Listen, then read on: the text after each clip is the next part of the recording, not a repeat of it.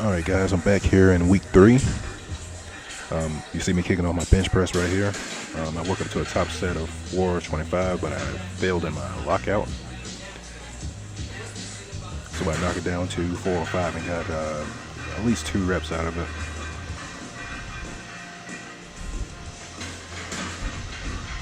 Alright, after that I transitioned to the floor presses, starting with 3 sets overall, 315 for a few reps, and then I did 405 for one.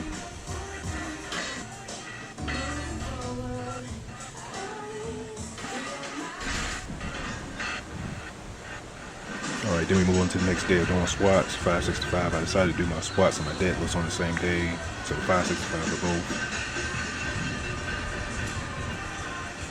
And I just wanted to take inventory just where I was in the training. I wasn't too happy with this program and I'm thinking about switching out.